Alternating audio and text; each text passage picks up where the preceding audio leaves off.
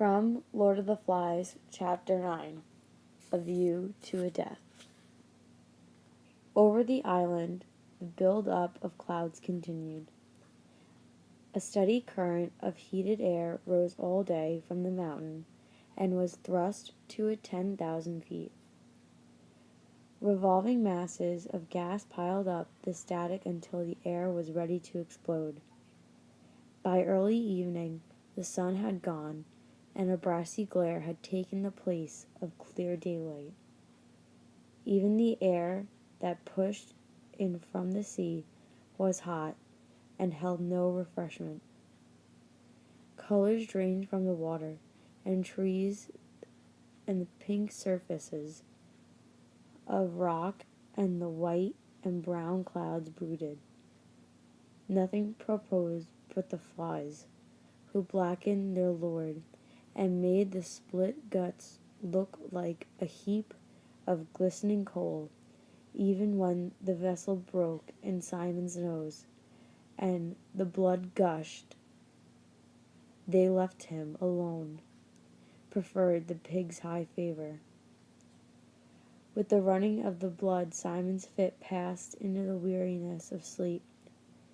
He lay in the mat of creepers while the evening advanced and the cannon continued to play.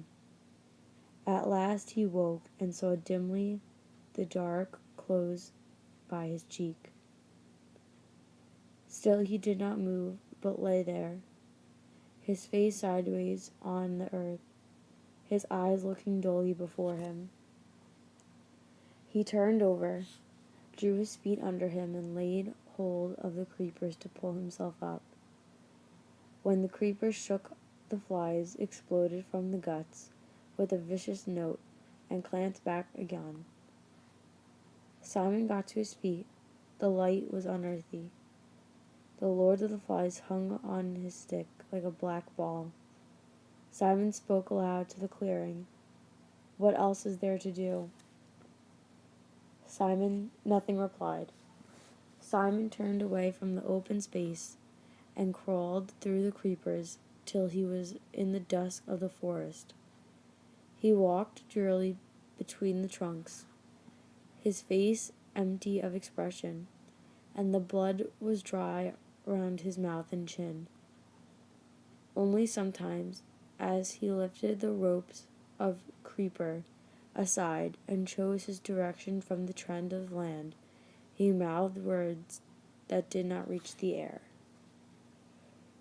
Presently the creepers festooned the trees less frequently, and there was a scatter of pearly light from the sky down through the trees. This was the backbone of the island, the slightly higher land that lay beneath the mountain, where the forest was no longer deep jungle.